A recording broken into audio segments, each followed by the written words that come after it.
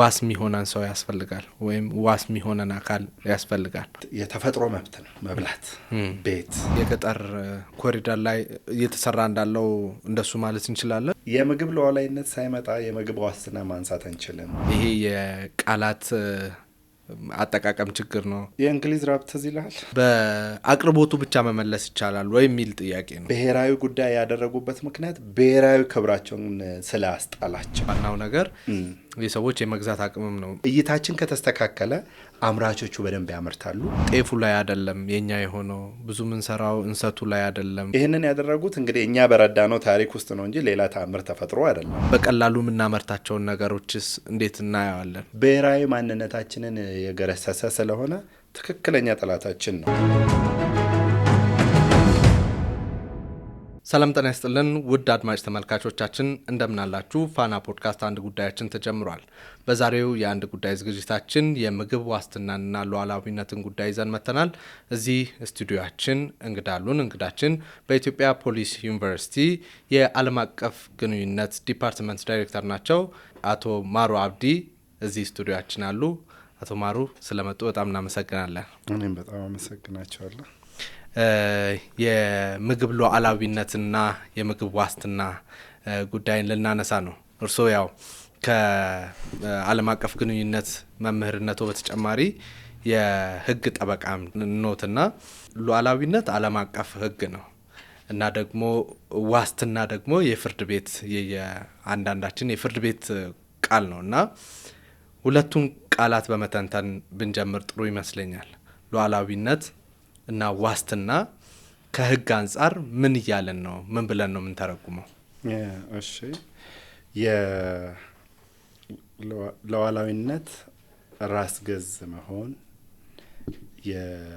የቤት ውስጥን የራስህን ጉዳይ በራስህ ማስተዳደር፣ በራስህ መፍታት፣ በራስህ ማከናወን መቻል ያለ ጣልቃ ገብነት፣ ጣልቃ ገብ ሳይኖር የራስህን ጉዳይ በራስህ መወሰን የሚል ሀሳብ አለው። ያ ሉዓላዊነትን ይገልጻል። እንዲሁ በጥቅሉ ሉዓላዊነት የምንለው ሙሉ በሙሉ በግዛትህ ስር፣ በስልጣንህ ስር፣ በተግባርህ ስር ያለን ነገር ሉዓላዊ እንላለን። ቃሉ ሲረዝም ሁሉም መቻልን ነው። ለመንፈሳዊ ዓለም ሁሉም መቻል ነው፣ ሉዓላዊ ነው ይባላል። በዚህ በሰውኛ ዓለም ደግሞ ዶሚናንስህን አንተ መተግበር መከወንና ራስህ በምትፈልገው ልክ ማድረግ ነው ሉዓላዊነት የምንለው። ራስ መቻል ማለት ነው። ዋስትና የምንለው ቃል አቻ የእንግሊዝኛው ትክክለኛው ትርጉም ፉድ ሴኩሪቲ ነበር። ሴኩርድ መሆን ነው። ሴኩርድ መሆን ደግሞ ቀጥታ የሚገናኘው ከአቫይላቢሊቲ ከመገኘት ጋር፣ ከብዛት ጋር፣ ካለው ቁጥር ጋር ስታካፍል ከተደራሽነት ጋር፣ ከጥራት ጋር፣ እነዚህም በሙሉ ግን በአንድ ቋንቋ ለመግለጽ በዚህኛው ዋስትና ነው ማለት መቻሉን መሆኑን የተጠበቀልህ የምታገኘው ነገር እንደ ማለት ነው ብለን መረዳትና ለዚህ ግባችን ደግሞ በጥቅሉ በህግ መንፈስ ዓለም ያለው ነው። በምግብ ዓለም ያለውን ስናይ ደግሞ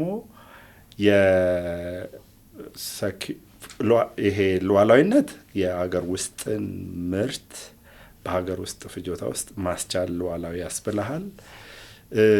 ህዝቦች ደግሞ በጥራትና በአይነት መመገብ ሲችሉ፣ ለመመገብ ዋጋ የማይከፍሉ ከሆነ ሁሉም ዜጎች የመመገብ መብታቸው ከተጠበቀ ደግሞ ዋስትና ይባላል። ያ ማለት ባለው ሂደት ውስጥ ለመመገብ የሆነ አንዳች አካል ዋስትና ወስዶላቸዋል ማለት። ለምሳሌ መንግስት ከሆነ ዋስትና የወሰደው አለመራብ አትችልም ማለት ነው። የግድ ትበላለህ፣ መንግስት ያቀርብልሃል።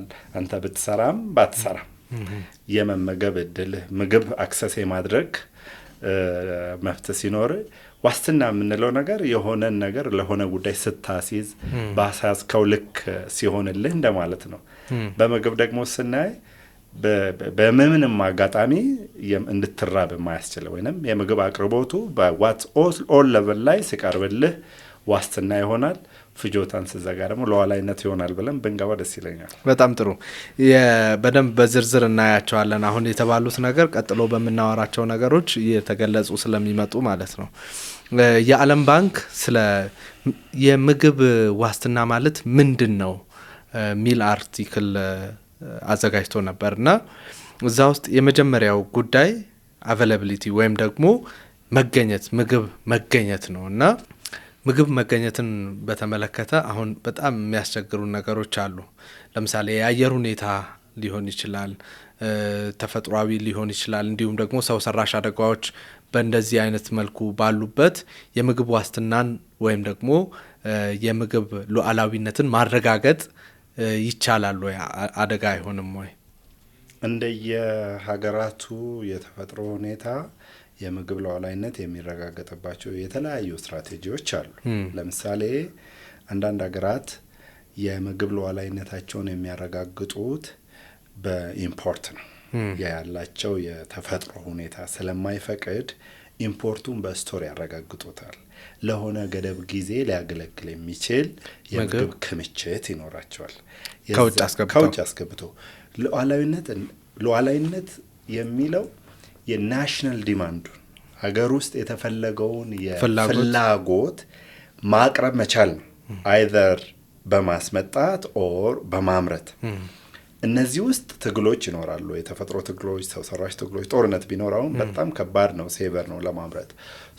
የተለያየ ስትራቴጂ የሆነና ማምረት የምትችለው ደግሞ በደንብ እዚህ ጋር ነክተን ማለፍ ያለብን በራሱ በምግብ ሉዓላዊነት ምናልባት ሁሉንም ሊያግባባ ባይችልም ወደ 7 አይነት ቡድን ተከፍሎ ነው የሚባለው አይደለ?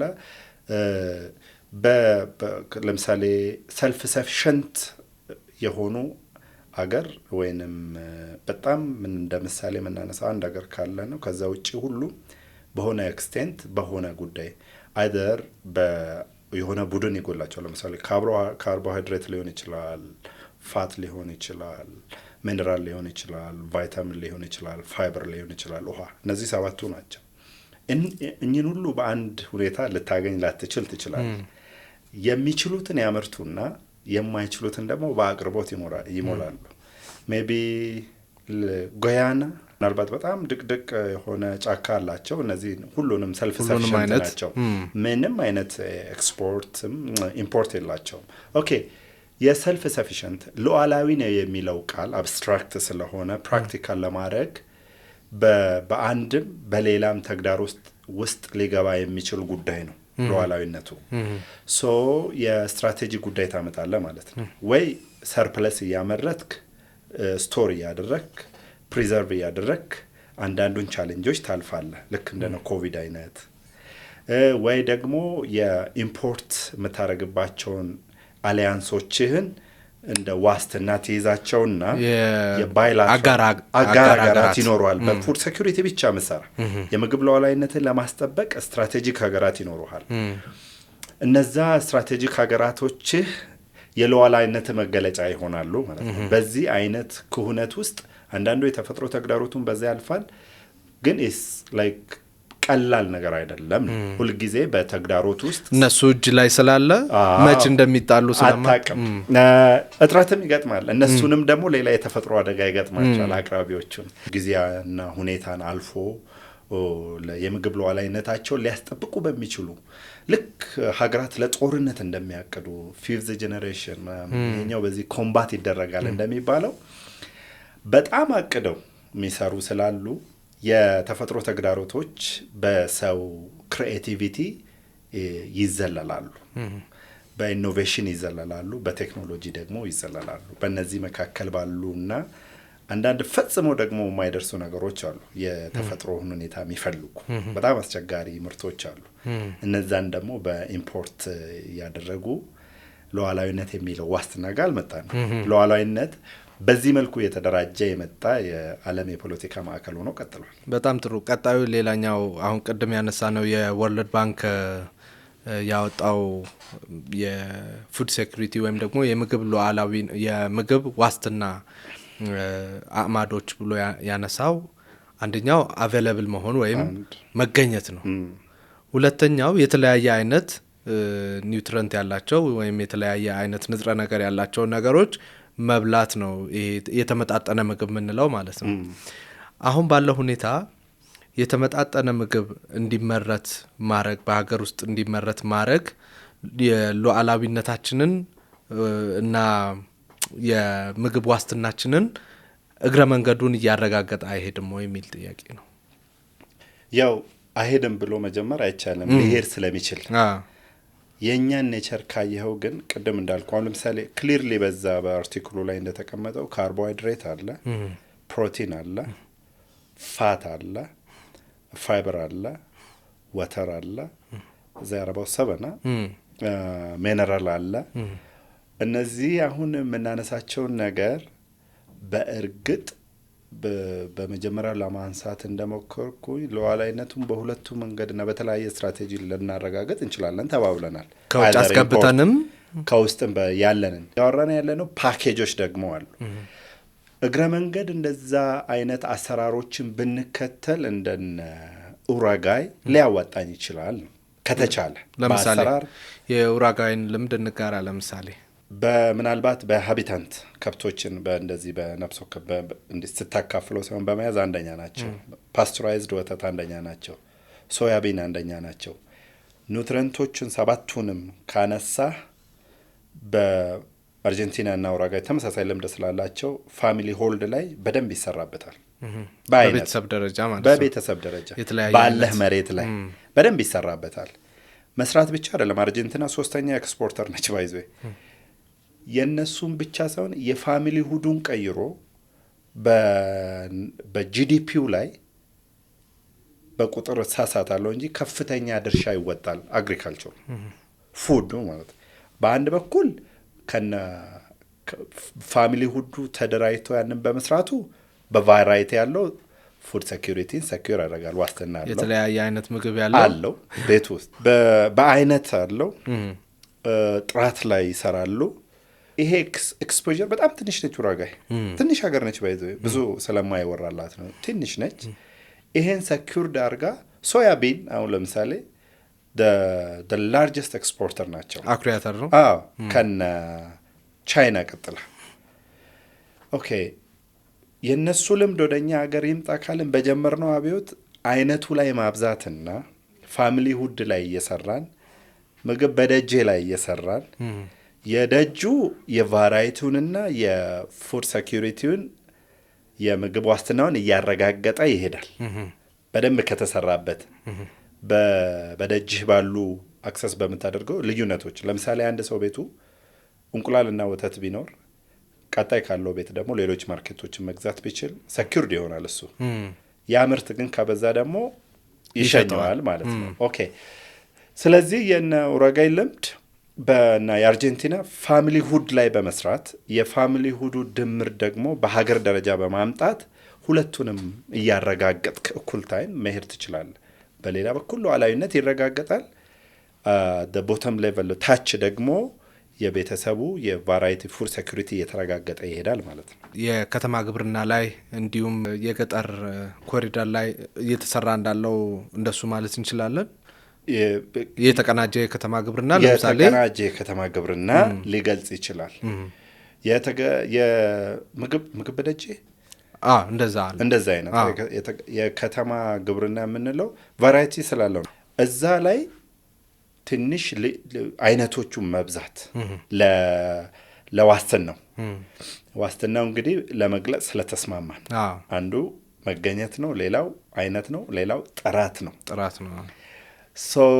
ሶስቱን ካቀዳጀን የሌሎች ሀገራትም ልምድ ያንን ያሳየናል። እስራኤል ትንሽ ሀገር አይደለች።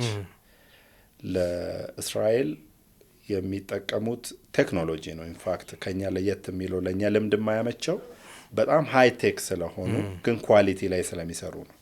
እዛ ወደ ኡራጋይ ለመለሰ አሁን የጀመርነው ኢኒሺዬቲቭ ከተማው በፖሊሲ ረገድ እየተረጋገጠ መሄድ ከሆነ ምክንያቱም ለእያንዳንዱ ፖሊሲ ያላቸው ለእያንዳንዱ ምርትና ደረጃ ስታንዳርድ ኳሊቲ በፖሊሲና በሕግ የተደገፈ ጫናዎችን ተቋቁሞ ነው ያለፉት። ዓለም አቀፉ ማህበረሰብ በርካታ ጊዜ ተችቷቸዋል። አሁን ለምሳሌ አርጀንቲና ከሄድክ ኦርጋኒክ ነው የምታገኘው። ሶይል ራሱ ፕሮቴክት የሚያደርጉት ዘንድሮ የተዘራውን አዝርት መልሶ አይዘሩትም፣ ሌላ እየዘሩ ናቹራሊ ሂል እያደረጉት ምርቱ ግን በደንብ እየመጣ ማለት ነው። ይህንን ብዙ ማይደግፉ አካላት አለ። ኦኬ ሶ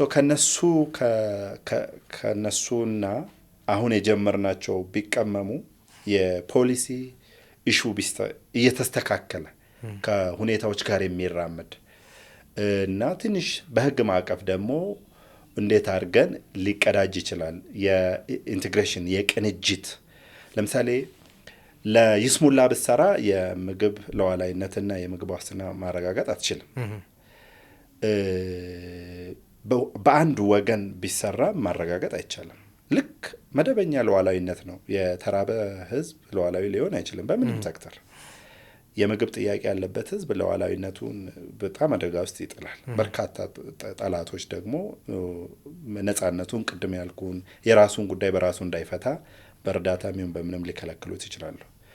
ወደ ተነሳንበት ስመለስ እነዚህን አቀዳጅቶ ከሄደ ውጤት በደንብ ሊያመጣ እንደሚችል አሁን ያነሳናቸው አርጀንቲናና ኡሩጓይ ምስክር ሊሆኑን ይችላሉ ማለት ነው። ሶ በምን እንግባባለን? በሁለቱም ማስኬድ እንችላለን ነው። ሉዓላዊነቱንም እያረጋገጠን የሀገር ውስጥ ምርቶቻችንን በጣም ምንችላቸውን የግዴታ ሁሉንም ካልቻለን ምንችላቸውን በጣም ሰርፕለስ በማድረግ ስፖርት አድርገን ሌላውን ፐርቼዝ እያደረግን አደቦተም ደግሞ ልዩነቶች ያላቸውን ነገሮች በደጅ እያፈራን ከዛ ተጠቃሚነት እያረጋገጥን የዋስትና ጉዳይ እየተረጋገጠ ይሄዳል። ከመግዛት አቅም ጋር ተያይዞ ያለ የምግብ ዋስትናን ማረጋገጥ ላይ አንዱ ዋናው ነገር የሰዎች የመግዛት አቅምም ነው። ምግቡ አቬለብል ሆኖ ወይም ምግቡ ቀርቦ ገበያ ላይ ኖሮ ደግሞ የተመጣጠነም ሆኖ የህብረተሰቡ የመግዛት አቅም ግን ደካማ ከሆነ እሱም አደጋ ስላለው ማለት ነው። ሀገሪቱ ውስጥ ያለውን የደሞዝም ሊሆን ይችላል የተለያየ ጥያቄዎችን በመመለስና የህዝቡን የመግዛት አቅም በማሳደግ የምግብ ሉዓላዊነትን ማረጋገጥ እንችላለን ብለን ማንሳት እንችላለን። ልገና እንችላለን። በእርግጠኝነት በጣም ትልቅ የሆነ ርዕሱ የመግዛት አቅም ቀጥታ የሚገናኘው ከሀገሪቱ አጠቃላይ ምርት ጋር ነው። ያው ጥቅል የሚያመርት ዜጋ ሲኖርህ በተመሳሳይ በኩል ማውራት የምንችለው ነገር ቢኖር የመግዛት አቅም ያለው ነው አይደለ? ከዚህ ውስጥ አንዷን ሴክተር ነው እኔ እናንተ እያወራን ያለ ነው። የመግዛት አቅምን ለአንዷ ሴክተር ለግብርና ነው እያወራን ያለ ነው። ናሽናሊ ምንም ይሁን ምንም ሰላምንም ይሁን ማምረት ይጠበቅብናል። ለሰላም ዋጋ ስትከፍል ሰላምን ስትፈልግ እሱ ምርት ስለሆነ ሊትራሊ የሐሳብ ዓለም ውስጥ ያለውንም ነገር ማምረት ይሆናል ማኑፋክቸሪንግ። በጥቅሉ የአገሪቱ ዜጎች ወደ ማምረት ገቡ ማለት ባይ ዲፎልት መግዛት ይችላል ነው። ፐርቼዚንግ አክሰስ ሲሆን ተቻይነቱ ለምሳሌ በትክክል አሁን ያወራነውን አንድ ምሳሌ እናርግ። ሁላችንም የእንቁላል ምርት ላይ በቤታችን ቦታ ያላቸው ኖርማሊስት ፕራክቲካል እናርግ። እሱን ፕራክቲካል ለማድረግ ነው አንዱም ጥያቄ። ፕራክቲካል ምክንያቱም ሁሉም አምራች ስላልሆነ ያ ነው ፐርቼዚንግ ፓወሩ ላይ ኩዌስችን ያደረገው ምርቱ ነው እጥረቱ። ቦታ ያላቸው አሉ። በቃ በተለይ የገጠሩ ማህበረሰብ አንቅተን በዚህ የምናሳትፍ ከሆነ በደንብ አቅርቦት ሲኖር የመግዛት አቅም ጋር ተቀራራቢ ይሆናል። ለምሳሌ እንቁላል 5 ብር ቢሆን ሰርፕራይዝ አትሆንም። አሁን የሚጠይቀውም የሆነች ነገር የሚሞክረውም እንቁላል በልቶ ለማድረግ ኩዌስችን አይሆንም። አሁን 5 ብር ቢሆን ለምሳሌ ከዛም በታች ማድረግ እንችል ይሆናል አይደል? የሚልክ ፕራይስ ያየው ነበረ በዚህ ባደጉትም ኳሊቲ ባላቸውም ከዛም በኋላ ከዛም እንደኛ አይነት ደግሞ እያመረቱ ያሉ እና ኡጋንዳ ለማየት ሞከርኩ። በጣም ከፍተኛ የሆነ የዚህ ወተት ተዋጽኦ ግብ ምናምን በጣም አላቸው። በጣም አፎርደብል ነው እጅግ በጣም። ለምንድን ነው ስትል አቅርቦቱ ነው ያንን ያደረገው። በዚህ ሴክተር ላይ ብቻ ተወስነን ለማውራት ሁላችንም ወደ ማምረቱ መግባት አለብን ባለን እድል በአንድም በሌላ።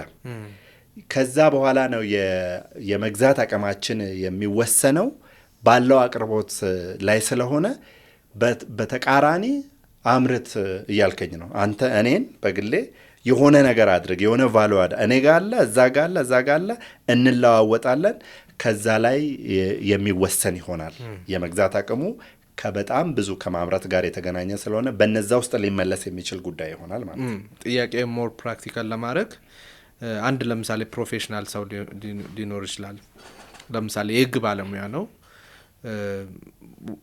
ዋና ስራው ሰፊ ጊዜውን ሰጥቶ የሚሰራው እዛ ላይ ነው የሚሆነው እና የማምረት በትንሹም ይሁን በሰፊው ለማምረት ይህን ሰውዬ ከጊዜው ላይ ጊዜ መስጠት አለበት ለሚያመርተው ነገር ውጤታማ እንዲሆን እና ግን ደግሞ ሌሎቹ ያመረቱትን መግዛት ይችላል። የገቢው የሚያድግ ከሆነ ወይም ደግሞ የመግዛት አቅም ካለው፣ አሁን ገቢ የሚለውም በጣም አጥበን ስላየነው ነው፣ የመግዛት አቅም ካለው እና ይሄን በአቅርቦቱ ብቻ መመለስ ይቻላል ወይ የሚል ጥያቄ ነው። ሁለት ነገር ታዲያ ማንሳት አለብና አንዳንዱ እጅግ በጣም የሚያጣው ነገር ጊዜ ነው። አንዳንዱ ደግሞ ክፍተት ያለው ጊዜ ላይ ነው። እነዚህ ሁለቱ ከተዋዳጁልን ባላንስ ያደርጉልናል። ለምሳሌ ጊዜ ያለው ያምርት ሁሉ ሰው ለምሳሌ የኔ ዋጋ ብትመጣ ጠዋት ወጥቼ ማታ ነው የምገባው ምናምን ላልችል እችላለሁ። ግን ያልኩ ዋጋ ላይ ሲመጣልኝና ምርት በደንብ ሲገኝ ደግሞ እኔ በደንብ ገዢ ይሆናለሁ፣ በደንብ ተጠቃሚ ይሆናለሁ። ዝቅ ሲል ዋጋው ዝቅ ሲል ማለት ነው አቅርቦቱ ሲኖር። ስለዚህ ጊዜ ደግሞ ሁላችንም እኩል ጊዜ አጦች አይደለም። ጊዜ ያለን እንደየነን። ቦታ ደግሞ ያላቸው አሉ፣ ምንም ፈጽሞ ማያመች ቦታ ያላቸው አሉ። እነዛ ይገዛሉ፣ እነዚህ ያመርታሉ። እሹ እይታ ላይ ስላልተሰራ ነው። እይታችን ከተስተካከለ አምራቾቹ በደንብ ያመርታሉ። እይታችን ከተስተካከለ አቅርቦት ይቀርብና በዛ መካከል ሊጣጣም ይችላል ብዬ አስባለሁ። አሁን የዘላቂ ይሁን ከተባለ አንደኛው መስፈርት እሱ ስለሆነ ዘላቂ ይሁን ከተባለ እንደዚህ አይነት የምግብ ሉዓላዊነቱም የምግብ ዋስትናውም ዘላቂ ይሁን ከተባለ ክምችት ያስፈልጋል። በልቶ ከማደር ያለፈ ክምችት ያስፈልጋል። ለነገ የሚባል ነገር ያስፈልጋል አይደል? መቀመጥ አለበት እና ይሄን ክምችት በምን ያህል ጊዜ ሰብስበን ማስቀመጥ እንችላለን? ጥራቱን አረጋግጠን ከዛ አቬለብል አድርገን ወይም አቅርቦቱን አስችለን ከዛ ደግሞ የተለያየ አይነት እንዲሆን አድርገን ከዛ ደግሞ ክምችቱ ላይ እነስራ ከተባለ ዘላቂ እንዲሆን ምን ያህል ጊዜ ይወስድብናል? በዓለም አቀፍ ልምድ በዚህ የእንግሊዝ ራብ ትዝ ይልሃል? ሳር ነው ያስበላቸው የወለደው ነገር ግን ከዛ በኋላ ኮሚትመንት ነው። ኮሚትመንቱ ደግሞ የተገለጠው በሜዳ በስራ ነው የተገለጠው። ቻይናን እንደዚህ ያደረጋት ረሃብ ነው። የአብዮቱ መነሻ በራሱ የምግብ እጥረት ነው። ረሃብ የሚባል ገብቶ ከእጥረት አልፎ ረሃብ ነው። ከዛ በኋላ የዓለማት ልምድ ልመጣልህ ነው ወደ ፖይንት ምንድነው በዚህ በግብርናው በኩል በምግብ ራስ መቻል በኩል ያመጣው አንዱ ነባር ተፈጥሯዊ ኢኮሲስተሙ መረዳት ነበር መጀመሪያ ያደረጉት። ከዛ ቀጥሎ ደግሞ የባህል እውቀቶችንም በደንብ አዋቅሮ ተጠቅመዋል። ከዛ በደንብ የዘረመል ላይ በደንብ ሰርተዋል። በኔጌቲቭ ለኛ በፖዚቲቭ ለነሱ እንዴት አድርጎ ማስቀጠል እንዳለባቸው ከነ ኮንተንቱ ሰርተዋል። ከዛ ናሽናል ኢሹ አድርገዋል። ብሔራዊ ጉዳያቸው ነው። በቃ ብሔራዊ ጉዳይ ያደረጉበት ምክንያት ብሔራዊ ክብራቸውን ስላስጣላቸው ስላዋረዳቸው ሉዓላዊነት የምንለው አገባ ሉዓላዊነታቸውን ስላሳጣቸው። በዚሁ አጋጣሚ እንግሊዞችን ረድተናል። እርዳታው የስሙላ አልነበረም። እዛ ሄዶ ችግር የፈታ እርዳታ ነው የተደረገላቸው እና ምግብም ልከናል። ኦኬ በጂዲፒ በዛን ሰዓት በጣም ትንሽ ስለነበረ ማለት ነው። እንደው ለምንድነው በደንብ ትኩረት ያደረኩት ምን ትዝ ብሎኝ ነው የክረንትሊ እንግሊዝ ሀገር ከሄርክ ወተት በእጅ ሳይነካ በጣም ኦርጋኒክ ነው ወተት እጅግ በጣም ንጹህ ነው።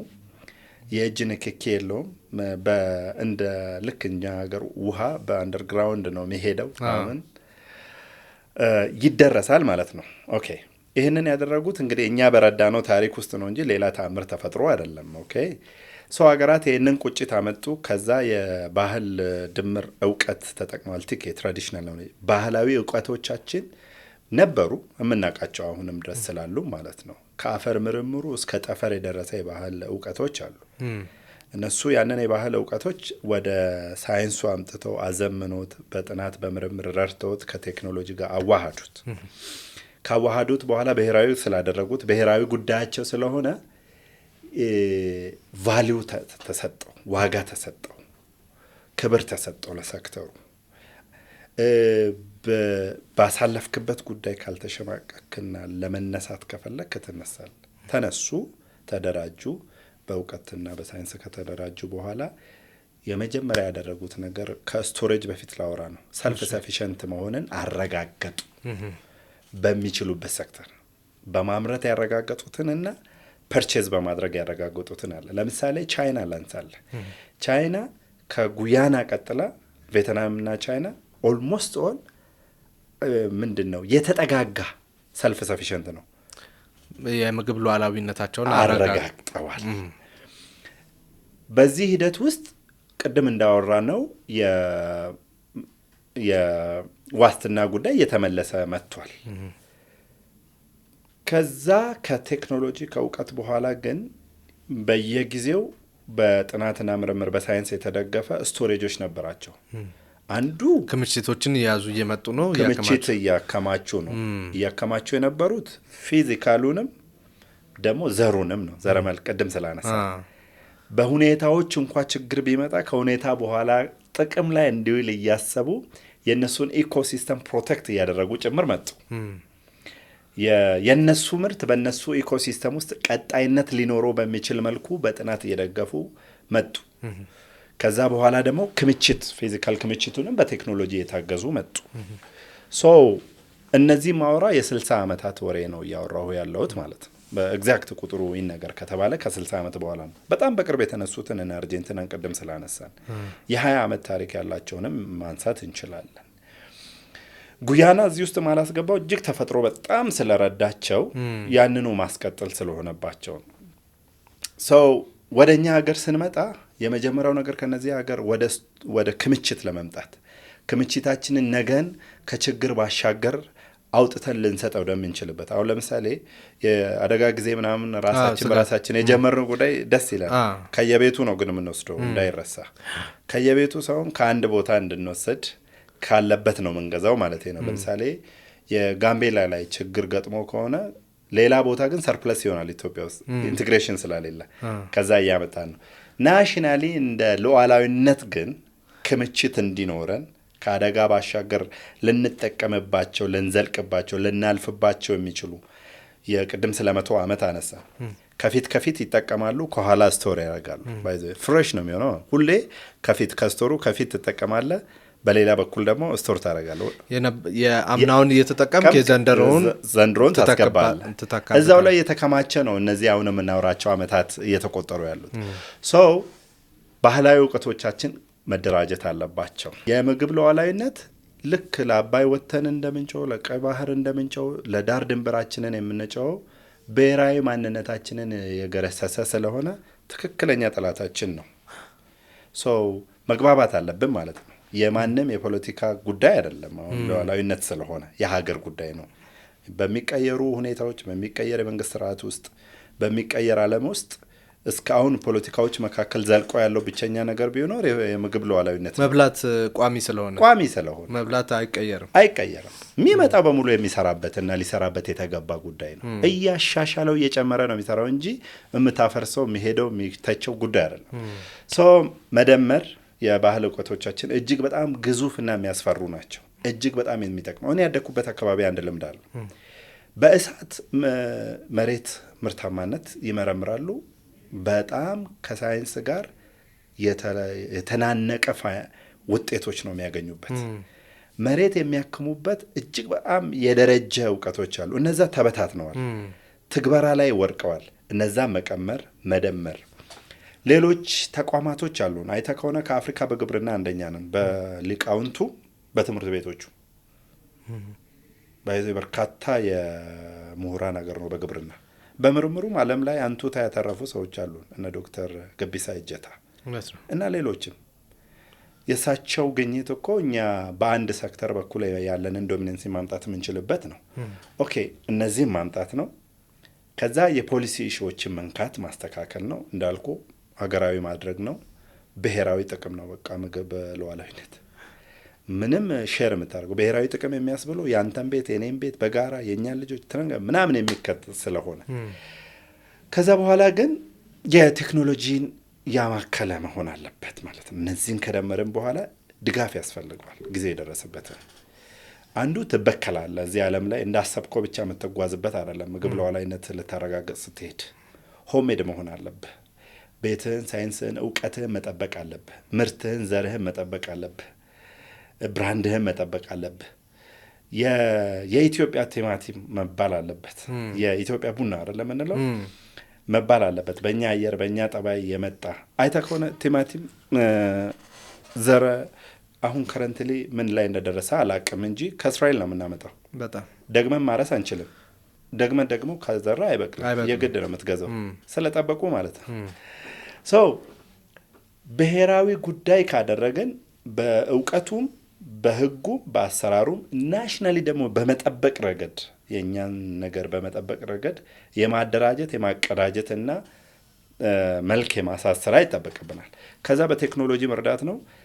ሰልፍ ሰፊሽንትን ካረጋገጠን ኢሚዲየትሊ መሰራት ያለበት ስራ አሁን ያለውን ይሄውን እየሰራ ለተፈጥሮም ወቅታዊ በሆኑ ኮቪድ በጣም ከባድ ትሬት ሆኖ አልፏል። በእርግጥ የተሻለ ባህል ስላለን ተረዳርተን ተቀባብለን በላን እንጂ ከባድ ችግር ውስጥ ከቶን ነበር። ሶ ምንድነው መደረግ ያለበት? እነዚህ ጋር ከደረስን በኋላ በቴክኖሎጂ ከተገዘ በኋላ ከሰፊሸንሲው ቀጥታ ወደ ሳይንሱና ስቶሬጁን እየጀመርን እያረጋገጥን በዛ መልኩ ለመጓዝ የ20 ዓመት ሜቢ 20 ዓመት ከዚህ በኋላ 20 ዓመት ሉዓላዊነታችንን ለማረጋገጥ ነው አጠቃላይ ወደ ስቶሬጁ እንደማንኛውም ሀገር ለማረጋገጥ እኛ ባለንበት ከሆነት የኛን እውቀትና የኛን ኮሚትመንት ከደረብንበት የ3 የ4 የ5 ዓመት ነው ሉዓላዊነትን ለማረጋገጥ። ምክንያቱም ኢትዮጵያ የመሬት አቀማመጧ እጅግ በጣም ሪች ነው ከሌሎቹ። ተራራው አለ፣ ሸለቆ አለ፣ ደጋው አለ፣ ወይና ደጋው አለ፣ በረሃው አለ።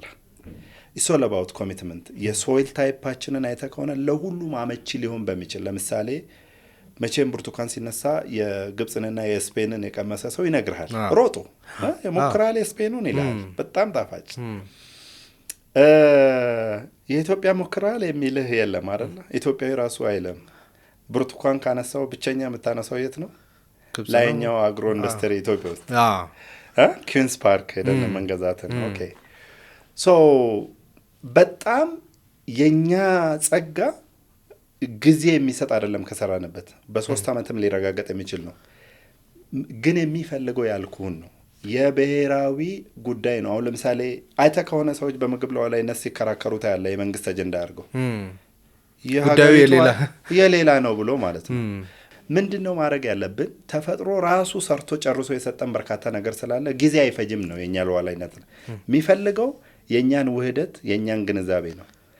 የኛን ትንንሽ ነገሮችን ማደራጀት ማቀዳጀት ነው። ለምሳሌ ኢትዮጵያ ውስጥ እንቁላል 22 ብር መሸጥ አለበት ብለህ ታምናለህ? በጭራሽ።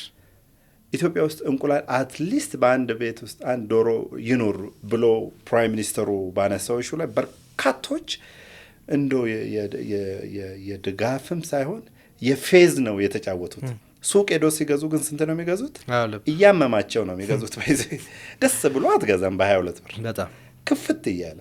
ደሞዝተኛ ከሆንክ ደግሞ የደሞዝህን ግማሽ ወስደህ ሰው እንቁላል ግን እንዲኖር ማድረግ አንችልም። ምሳሌ ነው። ለምሳሌ ኢትዮጵያ ውስጥ በቂ እንቁላል እንደው ኤክስፖርት አይደረግ በቤተሰብ ደረጃ እንደው እንቁላል እንበላለን ብሎ ቢነሳ ይሄ ህዝብ 20 ዓመት ነው እንደምንጠብቀው? በጭራሽ። በቃ የ20 ወር እድም ሰው የምግብ ሉዓላዊነት የግንዛቤ ክፍተቱ ነው የኢትዮጵያ ቻሌንጅ። አመታት መጠበቅና መቁጠር አንችልም። በቃ እንብላ ብለን መነሳት አለብን። ክብራችንን እንመልስ ብለን መነሳት አለብን። በደጃችን ያሉትን ትንንሽ ነገሮች ማቀዳጀት አለብን። በቤታችን ያሉትን ትንንሽ ነገሮች አብረን መካፈል አለብን። በሌላ በኩል ደግሞ አሁን እንደዚህ አይነቱ አሁን የሚዲያ ስራ ላይ ማንቃት፣ ትንሽ ነገሮችን ማራገፍ ማንቃት ነው። የምግብ ሉዓላዊነትን ለማረጋገጥ ሰፈር ቃለ ሊቀመንበር ጋር መጣላት አይጠበቅብህም። በስራ መገለጥ ነው። ሰው የኢትዮጵያን ኔቸር ስታይ እርግጠኛ ነኝ የወደፊቱ የፖለቲካ ማዕከል ከሚያደርጋት አንዱ ይሄ ያላት ዳይቨርሲቲ የዓለምን ትኩረት ቀጣይ ያለውን ኢኮኖሚ የምትመራበት ሴክተር ነው ብዬ የማስበው ራሱ የዲፕሎማሲ ማዕከላችን ይሆናል ብዬ የማስበው ይሄ የምግብ ሉዓላዊነት ነውና የሰፊሽንት በተለይ ባሉን ሴክተሮች ላይ ለመስራት በ5 ዓመት ውስጥ ወደ ክምችት መግባት የምንችል ይመስለኛል። ኢሶለባው ቴክኖሎጂ ስላወራን ነው ሜቢ በራሳችን ብራንድ ቅድም እንዳልኩ የራሳችንን ነገር ለመጠበቅ የራሳችን ግኝት ኢኖቬሽን ቴክኖሎጂ ስለሚያስፈልገን በዛ ረገር ነውና እነዚህ አይነት ሁኔታዎች ነው ያለው። እስቲ ወደ እነሱ በደንብ እንመጣለን። ግን አሁን አንደኛው በጣም እያጣን ያለነው የሚመስለኝ ጉዳይ አሁን በሰፊው ዓለም ላይ እየተመገብናቸው ያሉት ሩዝ፣ ስንዴ፣ በቆሎ እና ስጋ ናቸው በጣም በስፋት ያሉት። ግን በርካታ የሌሎች ምርቶች አሉ ተኪ ምርቶች እነዚህን ሳንመገብ የምናገኛቸው በጣም በርካታ ምርቶች አሉ። እንደየሀገራችን ሁኔታ ምናመርታቸው እንደየሀገራችን ሁኔታ በቀላል የምናገኛቸው ምርቶች አሉ። እነዚህ ነገሮች ላይ መስራት የለብንም ወይ? ትኩረታችን አሁን በጣም ትኩረታችን እየሆኑ ያሉ እነዚህ ዓለም የሚያመርታቸው ዓለም ተወዳዳሪ የሆነባቸው በጣም በርካታ ሀገራት የሚያመርቷቸው ወደዛው እየሆነ ነው ምርታችንና የሀገር ውስጥ ምርቶቻችንንስ በቀላሉ የምናመርታቸውን ነገሮችስ እንዴት እናየዋለን? ቅድም በጣም ጥሩ አነሳ። በደንብ ላውራ የፈለኩትን ሀሳብ ታንክ ዩ። ስለ ዘረመል አንስቼ አለፌያለሁ። ባይዘ በፐርሰናል በግል እይታዬ የዓለም ቀጣይ ስጋት የዘረመል ነው እንጂ እና ኤአይ ምናምን አይደለም። ይመለሳሉ እነሱ የዘር ጉዳይ ነው። እያወራ ያሉት የራሳችንን ኢኮሲስተም ነው። ነገ የምትሸጠው ገንዘብ የሚሆን ሰው የሰራውን ስትሰራው አይደለም። የራስህን ስራ ይዘህ ስትመጣ ብራንድ ታደርጋለህ። ፐርሲስተንትሊ ትቆያለህ ገበያ ውስጥ አይደለ? በመደበኛው ማርኬት የራስህን ቃና ስታመጣ ነው አይደለ የምትቀጥለው በመደበኛው ማርኬት። ስለ ስፔን ብርቱካን አነሳን። ስለ ኢትዮጵያ ደግሞ ቡና ማንሳት እንችላለን ብለን እንደተነሳ እንደውንም ማምረት ያለብን ተፈጥሮ በሰጠን በራሱ በዳይቨርሲቲ ስለ አርጀንቲና ለዛ ነው ያነሳን። ከሶይል ትሪትመንት እስከ ምርት ድረስ ኦርጋኒኩን ብቻ ሳይሆን ኢኮሲስተም ውስጥ ያለውን ሚና አስጠብቆ ነው የሚያመርቱት። ከባቢው የሚፈልገውን ከባቢው በተፈጥሮ የሰጠውን አድርጎ እዛ ላይ ትንንሽ ድምር እያደረጉ ነው የሚያመርቱት። የኛን አይነት ሀገር ውሰድ። እኛ ዳይቨርሲቲው ላይ መጨመር ነው እንጂ የሚጠበቅብን በተፈጥሮ አይተ ከሆነ ማርኬት አይተ ሄደ ከሆነ ይሄ ከዚህ ነው የመጣው፣ ይሄ ከዛ ነው የመጣው፣ ይሄ ከዚህ ነው የመጣው፣ ይሄ እዚህ ነው የሚመረተው፣ እኛ አካባቢ ይሄ ነው ይልሃል ሰው። ሜኑ ላይ በፊት ይጠቅማሉ ብለን ማናስባቸው እንደዚሁ በአፍ ኦራሊ የተውናቸው ነገሮች እጅግ በጣም ጠቃሚ እኛ አካባቢ ያሉ አሉ። እነዛም እየተለማመድን ማስቀጠል ካልሆነ በስተቀር የዘረመል ኢሹዎቻችን ቀጥታ በራሱ በኢኮሲስተም ውስጥ ፕሮቴክት አድርገን ነገ ትልቅ ውድድር ውስጥ የምንገባው የእኛ ባልሆኑ ጉዳዮች ውስጥ ከገባን በፈለጉ ሰዓት ይጥሉናል። ይህንን ምሳሌ ለምን አናጸናውም? በፕራክቲስ ዓለም ላይ በተገኘው ኮተን ትዝ የሚልህ ከሆነ አሜሪካ የጥጥ ምርት በጣም ቆንጆ ዘር ለህንዶቹ ተወዳዳሪ ሲሆኑ የተሻለ ሰርቶ መሸጥ ጀመሩ። አላመዷቸው እና የአሜሪካንን ብቻ በጣም ትርፍ ስለነበረው ተላመዱ የእነሱን ጥርግርግ አድርጎ አጠፉ። ልክ እኛ እንደሆነው ቬጅ እንደምንገዛው ስቲል ኮተን የምገዛው ከአሜሪካ ነው። አትችልም፣ የለም አጥፍተውት። ልጅ ሆነ ቲማቲም መንገድ ላይ በልታል፣ ደርሰበታል። እኔ ደርሻለሁ። ጥሬውን ነው የምንበላው። ወደ ጓሯችን ነበረ።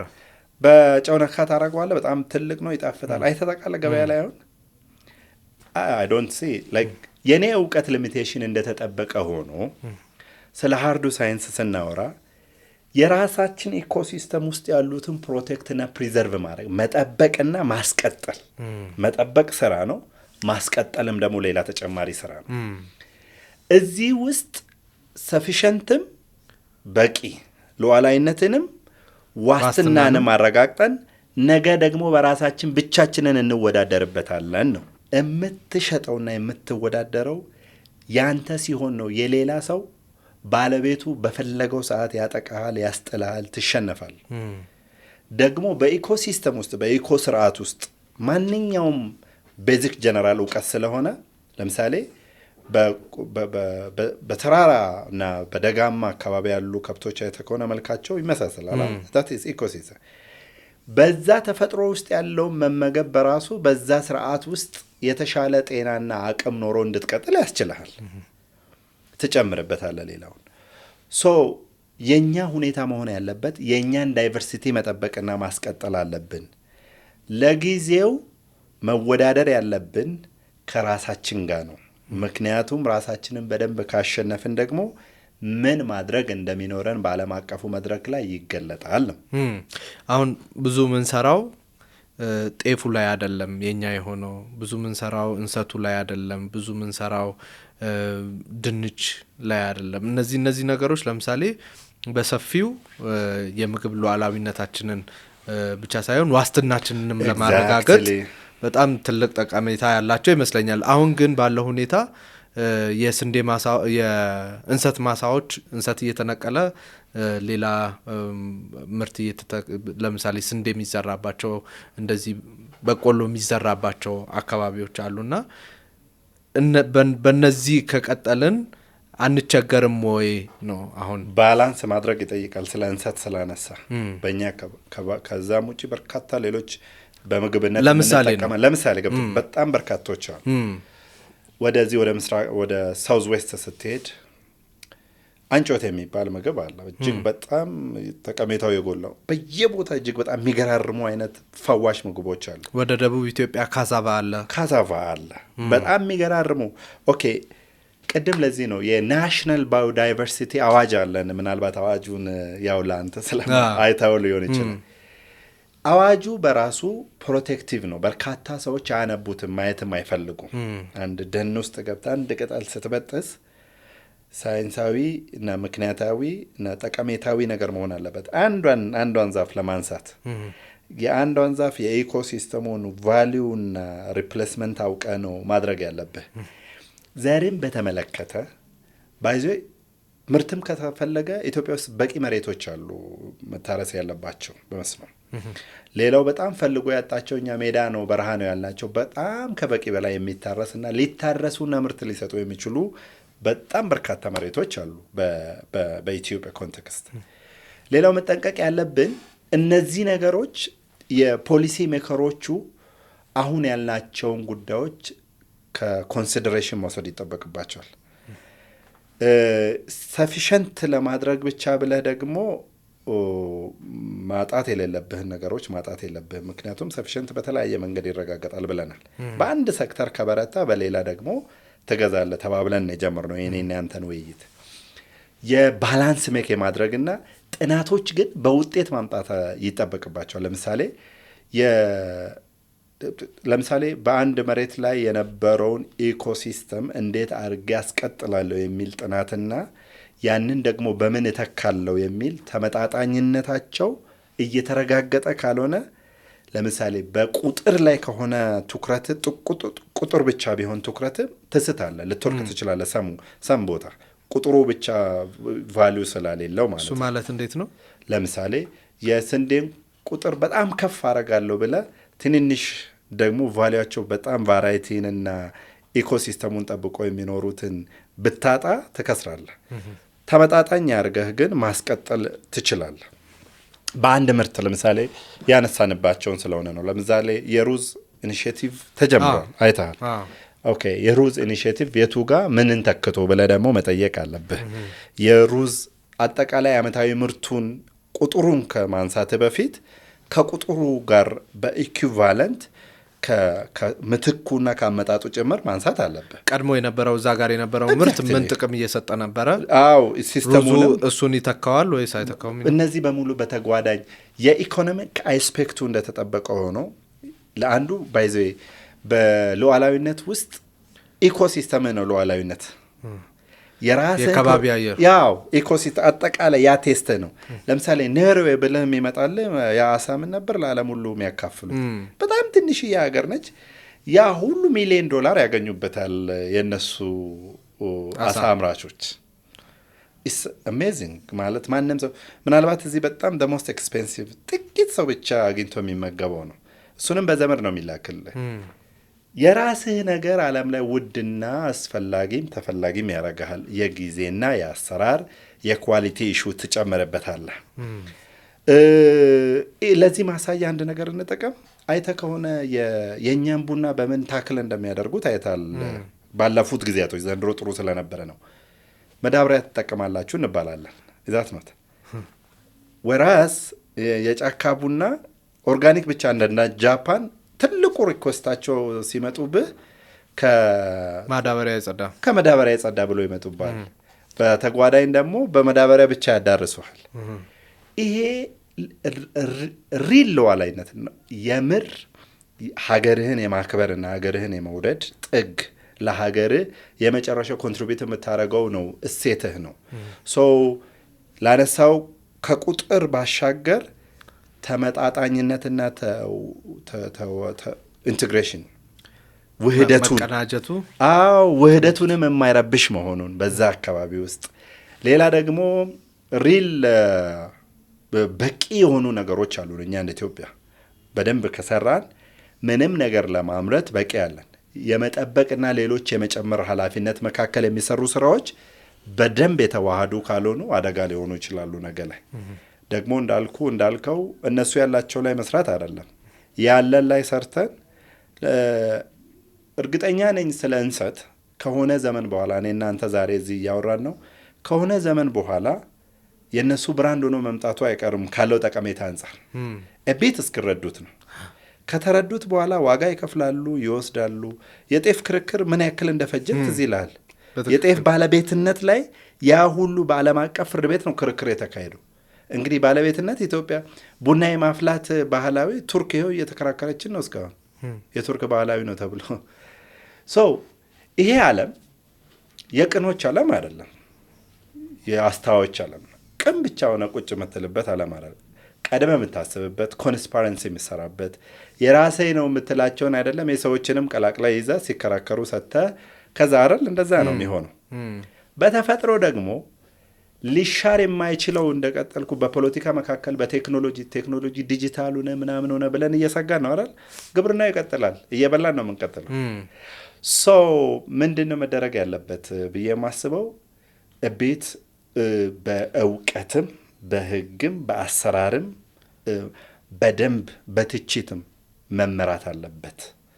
በግብአት እየተገኘበት ለሀገር ጥቅም የፖለቲካ ፍጆታ አይደለም ብለን ስለተነሳ የጄኔሬሽን ሀገር እንደ ሀገር የማስቀጠል ጉዳይ ስለሆነ በየሴክተሩ ያሉ ስቴክሆልደሮች ኃላፊነት የሚሰጣቸው በዚህ ጉዳይ የሚመለከታቸው አካላት የራሳቸውን አስተዋጽኦ በክፍተት ተገኝተው በነፃነት እየሰጡ እየሞገቱ እያስቆሙ ተፈጥሮ ተበክሏል ብሎ እየተከራከሩ ፈቅደህላቸው የተሟገቱ በዛ ልክና ደረጃ እየተሰራ ብሄድ ውጤት ያመጣል ብዬ አስባለሁ። ግብርናው አሁን ባለው ሁኔታ በተለይ ኢትዮጵያ ውስጥ የተለምዷዊ አሰራር እስከ መቼም ሊቀጥል አይችልም። ጥለውን እየሄዱ ስለሆነ ለምሳሌ የምናርሰው እስካሁን በበሬ ነው፣ የምንወቃው አሁንም በሰው ኃይል በጣም በተለመደው መንገድ ነው። ይሄ አንዱ እያጋለጠን ያለው ለምርት ብክነትም እያጋለጠን ያለ ነው እና ቴክኖሎጂ መፍቀድ ያለብን እስከምን ድረስ ነው? እነዚህ ቴክኖሎጂዎች በጣም ጠቃሚ ሆነው መጥተዋል። ለምሳሌ የምናርስበት፣ የምንወቃበት፣ የምንዘራበት ማሽኖች መኖራቸው እያቀለሉ መጥተዋል። በሌላ በኩል ደግሞ ቅድም እንዳልነው ስጋት እየሆኑ የመጡ የቴክኖሎጂ ዘርፍ አለ። እስከ የት ድረስ ነው ድንበራችን መሆን ያለበት? የቴክኖሎጂው የምግብ ሉዓላዊነታችንን ለማረጋገጥ የምግብ ዋስትናችንን ለማረጋገጥ ቴክኖሎጂን እስከምን መፍቀድ አለብን? ቴንክ ዩ። በዚህ በባዮዳይቨርሲቲ አዋጁ ላይ ተመልክቷል። ግን ኢንትረስቲንግሊ እንመለስ የአርጀንቲናና የኡሩጓይን ፖሊሲ ቴክኖሎጂ ላይ ስለሚያትት የእነሱን ልምድ የአውስትራሊያን ቴክኖሎጂ ተፈጥሮን ሳይነካ ብዛት ላይ፣ ጥራት ላይ፣ ጤነኝነት ላይ የሚያግዙንን ቴክኖሎጂ በመጠቀም የተገደበ መሆን አለበት።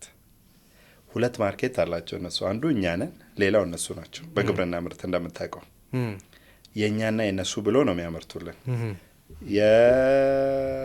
አይታል ወተት እንደ አሜሪካ ከሄድክ በአጭር ጊዜ የሚደርስልህ ያው እንደ ሁኔታው የሚቀርብልህ ወተት አለ። ኦርጋኒክ ነው ተብለ ደግሞ ዋጋህን ኑሮህን ቀንሰ የምትጠቀመው አለ። ቅቤ ቤቶች እስቲ ገብተህ ካየ ኦርጋኒክ አለ፣ በደንብ ውድ ነው፣ ዋጋ ከፍለህ ትገዛለህ። ሌላው አለ። ቴክኖሎጂን እኛ ታዳጊ ሀገራት በተለይ እስከምን እንጠቀም፣ ለአደጋ የተጋለጥን ስለሆነ ኤክስፕሎት መደረግ ስለምንችል ቴክኖሎጂ በቀደመና በተጠቀመ ስለሆነ የኛን ጉዳይ አቢዩዝ ሊያደርገን ስለሚችል እስከምን እንጠቀም የሚለውን እንደ አንድ ምክረ ሀሳብ ነው ማነሳው። በዘረመን ላይ ግን በጣም በጣም በጣም በጣም ጥንቃቄ ያስፈልጋል።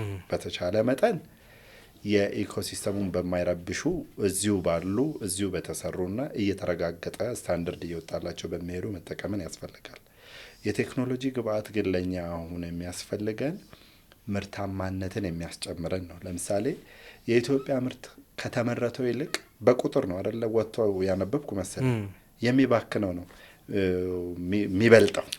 አይጥ የሚበላው አለ እዛ ጥናቱ ላይ ነቀዝ፣ አይጥ ምናምን ተዋሳት የሚበሉት በአቀማመጥ ችግር የሚገርም የምርቱን ቁጥር ካየው ስቲል የምርቱ ቁጥር በቂ ሆኖ የብክነት ግን እንደዚህ የተለፋበትን ነገር በሙሉ እያወደመ ይገኛል። ይሄን በተሞክሮ አይተናል አይደለ? ስንዴ ኤክስፖርት ልናደርግ በተነሳነበት ጊዜ አንዱ የቀረበው ፕሪዘርቬሽን ላይ በጣም በርካታ ጥያቄዎች እየተነሱ ነበር። የአሁኑ የቴክኖሎጂ ማሽነሪዎችን በመጠቀም በጣም ሴፍ የሆነ ናቹራል አካባቢ ያለን እኛ ሳይንስን በሳይንስ መከላከል ይቻል ይሆናል። ምክንያቱም ከኛ የተሻለ ምን በደል ሊደርስ እንደሚችል በሚያውቁ የታገዘ ነው ቴክኖሎጂ። አሁን እኔ እየጨውክ ያለሁት የነውራጋይን ልምድ ነው። የወተት ምርታቸው በምን ያክል ሙቀት ፓስቸራይዝድ ሊደረግ እንደሚገባ በህግ ነው የተደነገገው። ዩ ካንት ጎ ቢዮንድ ዳት፣ ከዛ ማለፍ እንዳትችል ተደርጎ ስታንዳርድ አለ። የሚታሸገው ወተት ማለት ነው ፓስቸራይዝድ የሚደረገው ጠቃሚ የሆኑ ወተት ውስጥ ያሉት ለሰው ልጆች የሚጠቅሙት ነገሮች በዛ ሙቀት በማይጠፉበት ልክ ስታንዳርዶች አሉ። ስታንዳርድ ቴክኖሎጂው በራሱ አሰስ እየተደረገ ነው ስራ የሚሰራው። እየተገመገመ የደረጃ የኳሊቲ የናቹራል ኦርጋኒኩን መጠበቅ ነው። ለምሳሌ ለእኛ ግን ቢግ ዲል ለምሳሌ ሳተላይት ብንጠቀም እጅግ በጣም አሁን ሜንሽን የማረግልህ በሙሉ ሳተላይት በጣም ይጠቅማሉ። ውሃን ያነሰው ምን ቢስት በላው ምናምን በጣም ቫስት ስለሆነ ቫስት ቦታዎችን ማሽነሪዎች ናቸው ብዬ ነው ማስበው። ከረንትሊ ከቴክኖሎጂ ጋር ተያይዞ ማሽነሪዎችን በስርዓት መጠቀም መቻል ከኛ የሀገር ኮንቴክስት አንጻር ለምንድን ነው እኔ እንደዚህ እያወራው ያለሁት? ማሽነሪዎችን ተጠቅሞ ኔቸር አስጠብቆ ምርታማነት እንደሚቻል አውስትራሊያ፣ አርጀንቲና እና ኡራጋይ አሁን ከረንት ምስክር ናቸው። በጣም ሃይሊ ናቹራል ናቸው። ሶይል ፕሮቴክት ሲያደርጉ በኬሚካል አይደለም፣ በራሱ በናቹራል የአፈር ጥበቃው ድሮ በአባቶቻችን እንደሚያደርጉት በተፈጥሯዊ ነው ስቲል ፕሮቴክት የሚያደርጉት። የቴክኖሎጂው ጥንቃቄ አንዱ ማሽነሪም የቴክኖሎጂ ውጤት ነው፣ ኬሚካሉም የቴክኖሎጂ ውጤት ነው። እነዚህ የአንድ ደግሞ የኤክስፐርቲስ ይፈልጋል ማለት ተቋማት ይፈልጋል፣ የደረጃ አውጪዎች ተቋማት ይፈልጋል። የትኛውም አይነት ፈርቲላይዘር ሲመጣ ሊተነትኑት፣ ሊከለክሉት፣ ሊፈቅዱ የሚገባቸው ምንድነው ኤክስፐርቲስ ያስፈልጋል ማለት ነው። በተረፈ ግን ይሄ ሰፊው መሬት ለማረስ በበሬ አትችልም። አሁን የምንላቸውን ፕሪዘርቭ ስታንዳርድ ለማድረግ ለመጠበቅ ማሳህን ተራ እንኳ ብንጠቀም ላይክ ምንድነው አሁን ድሮን አይደል ተራ ሳተላይት አላቸው ሁሉም። እኛ ያመነጠቅነው አይሆፕ የግብርናን ኢናንስ የሚያደርግ ሳተላይት ነበር። ቀጥሎም እሱ ነው የሚሆነው። ከፍ እያለን የእኛ ሴክተርና የእኛ ሉዓላዊነት ከሆነ የሉዓላዊነቶቻችንን ኢሹ ሊያጋልጡ የማይችሉትን እየመረጥን መጠቀም ነው ማለት ነው። ቴክኖሎጂን በምርጫ ማለት ነው ለግብርና ሲሆን። ምክንያቱም በጣም ሕክምና በለው ለምሳሌ ኩላሊትህን እየታከምክ የምታደርገው ስህተቶች በሙሉ ህይወትህን ያሳጡሃል። በዚህም በኩል የምትጠቀመው ነገሮች በዛ ላይ ያለን ሉዓላዊነት ያሳጣሃል። ይህንን ፕሮቴክት ሊያደርግ በሚችል መልኩ መጠቀም አለብን። እንደው የመጨረሻ ጥያቄ ላርገውና አሁን ኢትዮጵያ እየሄደችበት ያለችውን የምግብ ሉዓላዊነትና ዋስትና ለማረጋገጥ እየሄደችበት ያለውን መንገድ በጥቅሉ እንዴት ያዩታል?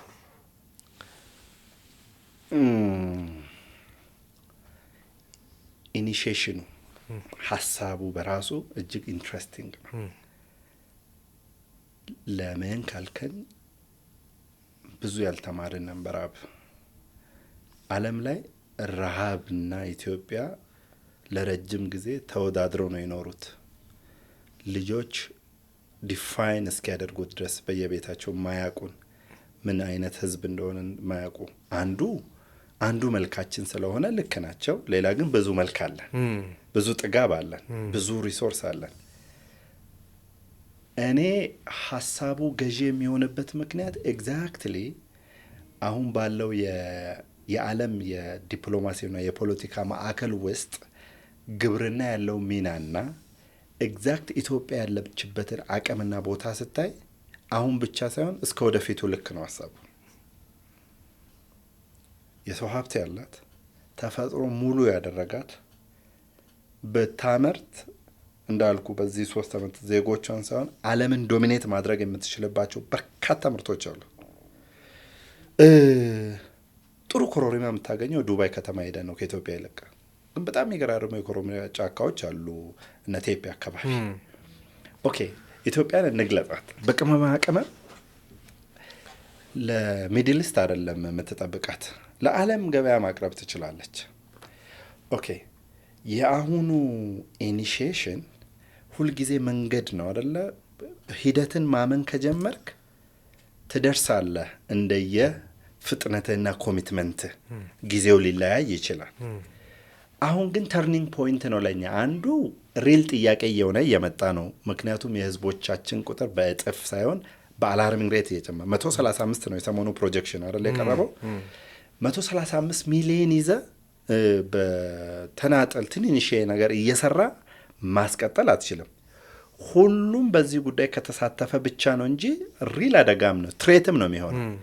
ይሄንን ደግሞ መቀልበስ ይጠበቅብሃል ነው። 135 ሚሊዮን ህዝብ መግበ መቀጠል ይጠበቅብሃል።